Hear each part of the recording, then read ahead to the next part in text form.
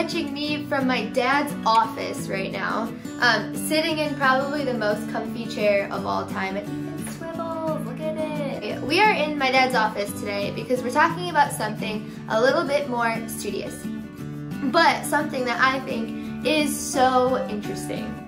So we are starting our new study on 1 Peter.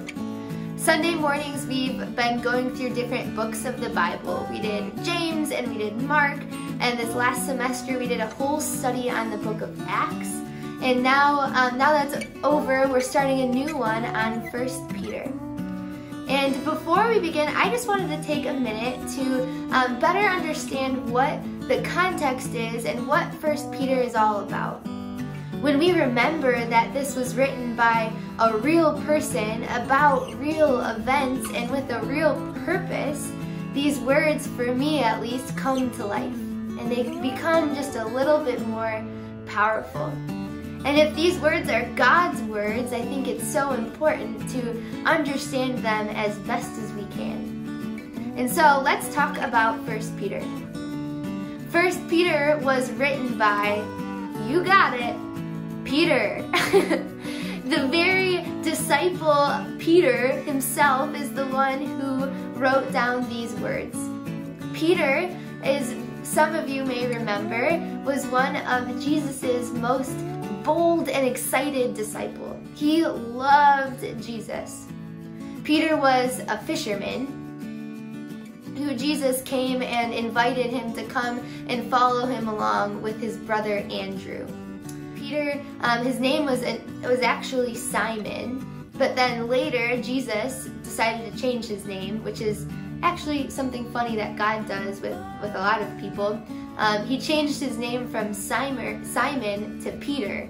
Peter means rock, which is actually super cool because Peter was one of the leaders of the early church. So he is someone that we today stand firm on his teaching.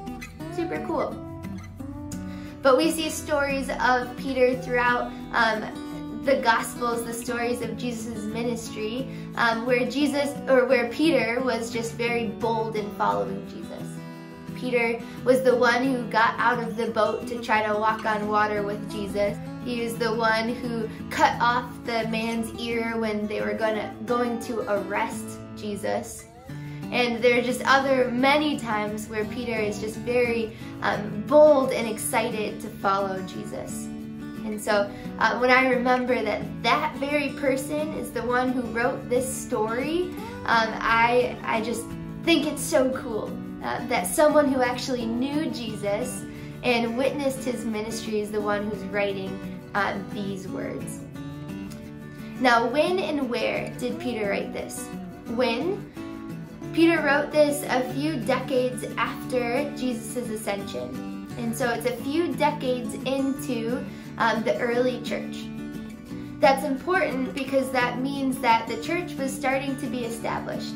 It wasn't just a few people who followed Jesus around or a few people who gathered to remember Jesus. This was starting to become a more established group of people.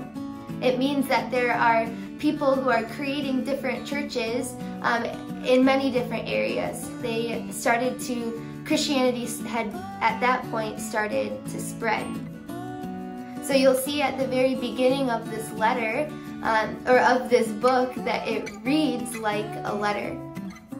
He even actually writes down the churches to whom he's writing. He says, to God's elect, exiles scattered throughout the provinces of Pontus, Galatia, Cappadocia, Asia, and Bithynia. And so he's writing to those people, to those believers who are living in those provinces. It's kind of like states that are nearby. So he's writing to those specific churches in those nearby states. And those places are particularly important because these early churches were ones that the government particularly did not like Christians. And so these people were being harassed and persecuted a lot. So Peter is writing to a group of people in the time of their distress. which leads to the why. Why did Peter write this letter? You'll see that Peter lays out some of our core beliefs as Christians.